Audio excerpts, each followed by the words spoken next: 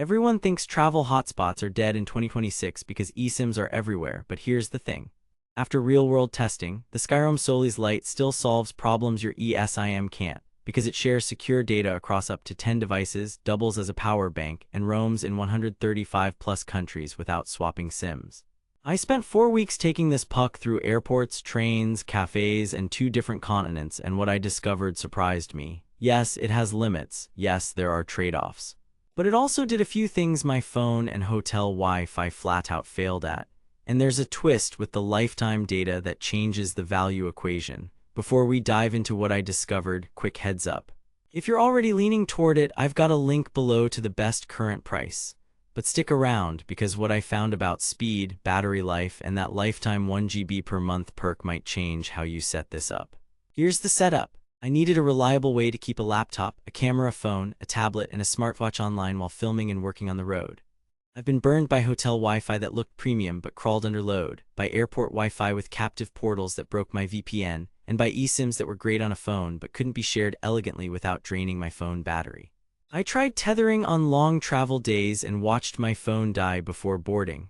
I also tested a couple of off-brand hotspots that promised unlimited data and delivered unlimited frustration. Random disconnects, 4-hour batteries, and speeds that tanked once you used more than a gig. So I went into the Skyroam Solis Lite skeptical. It's a 4G LTE hotspot with no SIM card slot, a virtual SIM that jumps between local carriers, up to 10 devices, 4700 mAh battery, and a pitch of 16+ hours. On Amazon, it sits around $115 with a 3.8 rating. Not exactly slam dunk territory. But if it could keep my kit connected all day and spare me the eSIM shuffle, I was willing to give it a fair shake. Testing phase, Scenario 1, first time activation. Out of the box, pairing through the Solis app took about 5 minutes, including updates. From power on to first usable connection was roughly 90 seconds. The LED ring on top gave simple status cues, and the app recognized the included lifetime data balance immediately, 1 GB of global data every month. I kicked off a speed test downtown in a strong 4G area. I saw 18 to 26 Mbps down, 8 to 14 up with 45 to 70 ms latency. That's plenty for email, cloud docs, HD streaming, and video calls. But then I moved into a busy cafe and connected 5 devices at once. Laptop on a Google Meet, tablet streaming HD, phone syncing photos, watch pinging notifications, and another phone pulling maps. Speeds dipped to the 10 to 16 Mbps range and latency bumped to around 90 ms, but the call stayed solid and the stream didn't buffer. The Wi-Fi network broadcasts on 2.4 GHz, which favors range over raw throughput, and that choice actually helped in crowded spaces. Scenario 2, all-day endurance and power bank duty. With 3 devices connected continuously, background sync turned on, and about an hour of video calls sprinkled in, the puck ran for just over 12 hours before hitting low battery. On a later day with email, docs, and messaging, it squeaked past 14 hours. Using it to top up my phone from 20 to roughly 70% via its 4700 mAh battery knocked a couple of hours off runtime, which is expected.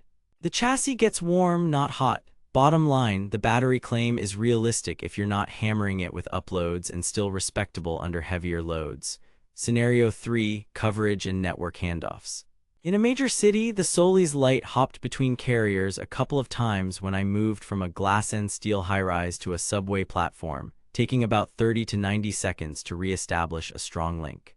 In suburban areas, speeds varied more widely. Think 6 to 15 Mbps down, sometimes dipping lower at rush hour when towers were congested.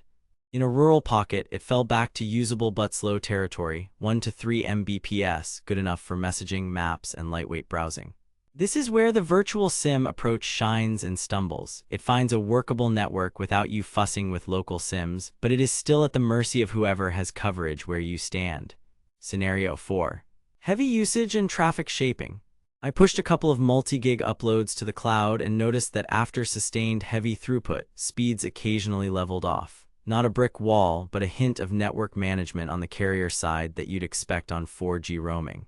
Also, this is not a 5G device. If you crave 300 Mbps, look elsewhere. For 1080p streaming, Zoom, Slack, Drive, and general web work, it was consistently fine. For 4K live streaming or massive uploads on deadlines, you'll want wired or a strong local SIM on a flagship phone. Now here's where it gets interesting. The most surprising discovery. The lifetime 1 GB per month is actually valuable as a safety net, not as your main plan. Over 4 weeks, that trickle kept me covered on travel days, border crossings, or those awkward gaps when an eSIM activation lagged. It meant my maps loaded and my rideshare worked the moment I landed, before I even thought about data plans. Then I layered paid data when I knew I had a heavy day of calls or uploads. Input bias check. I spent hours swapping between this puck, hotel Wi-Fi, and 2 different eSIM providers. And time after time, when reliability mattered, starting a client call on time, moving between venues, or sharing data with a teammate's laptop, the Solis Lite removed friction. Compared to alternatives, here's the nuance. A local eSIM is often cheaper and can be faster, especially where 5G is mature, but it locks data to your phone unless you tether, which drains battery and can be finicky with certain VPNs or enterprise apps. GlocalMe offers similar cloud SIM hotspots. In my experience, Skyroam's app felt a bit simpler and the battery life more consistent, but GlocalMe models with screens give you more at-a-glance info. Some carriers rent 5G travel hotspots. They're pricier and coverage breadth varies. The Solis Lite's no-screen approach keeps it compact and easy, but you do rely on the app for details. Too good to be true check. 135 plus countries is real coverage breadth, not a speed guarantee. The free 1 GB each month is a bonus, not a substitute for a full travel plan if you stream and upload a lot. And yes, per GB pricing on pay-as-you-go can be higher than a local SIM for heavy users. Now that you know where it shines and where it doesn't, the next step is simple. Grab it ahead of your trip so you can set up the app, preload the account, and avoid airport chaos. I'll drop the best current price in the description and keep an eye on data promos because those change and can sweeten the deal. Verdict time: if you're a remote worker, creator, or family that needs one secure pipe for multiple devices across borders, and you value simplicity over chasing the absolute fastest network, the Skyroam Solis Lite is a smart buy at around $115.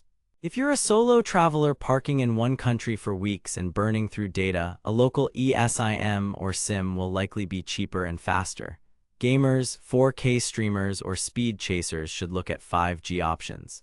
For everyone else, the bottom line is this: Solis Lite won't be the fastest connection you own, but it might be the most reliable plan B that quietly becomes your plan A when it matters.